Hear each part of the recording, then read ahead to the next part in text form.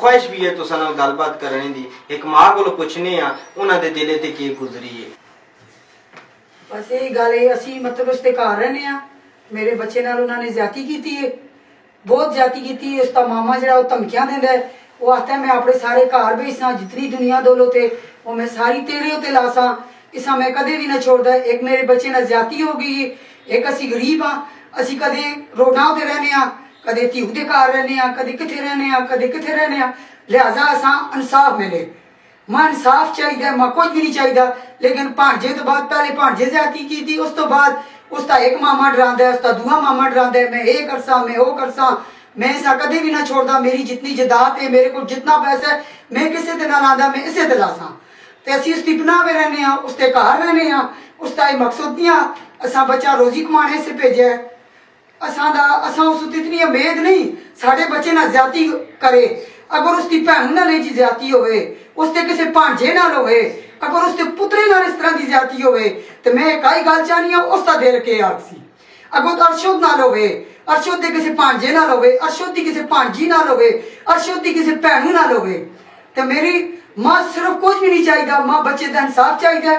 मैं आप लोगों के घर मजदूरी करनी आ, मैं अपने बच्चे तंग नहीं किए, मैं रात दिन अपनी मजदूरी करके हक हलाल दी अपनी मेहनत करके ते मैं अपने बच्चे पालनी आ, मैं उसके घर रहनी आ, मैं उसका खतरा है, मैं उसका घर तां छोड़ा।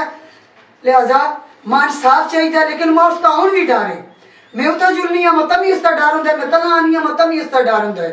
मां किसी का डर नहीं, मां सिर्फ अरशद का ते सदाकत का डर है। सदाकत ते अरशद बाद देता है, अगर शही ना तो असी कदे छोड़ दे भी ना, ते ज़हीर है साडा भरा वे, तू ना छोड़ दे।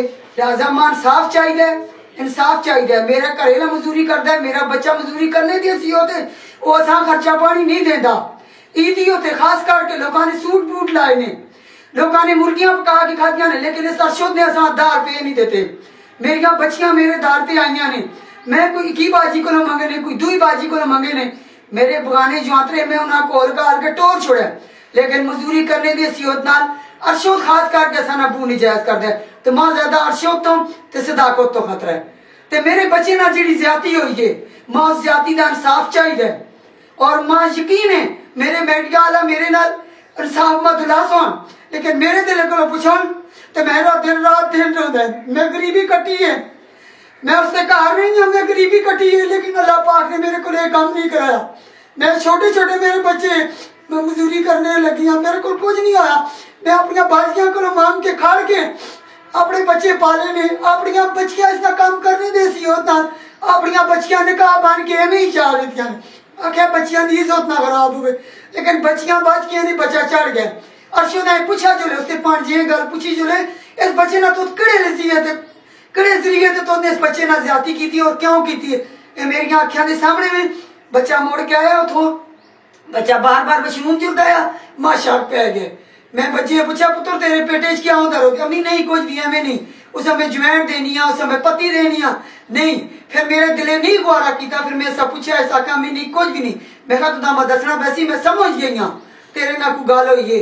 हाँ अम्मी मेरे नाल ये काम होया। मैं कहा अगर तू मैं पहले दस सुनिया, मैं थाने में गई हाँ, मैं पहले ही पता है गड्डियां उन्हें मेरे सामने खड़िया ने, उसके मामे ने उन्होंने जेब पासा पाया है, उसका भांजा उसके कमरे में सोता आया। लेकिन पुलिस पैसा कहने के खाली मोली गड्डियां मोड़ के आन के फिर उन्हें थापड़े मारे नहीं।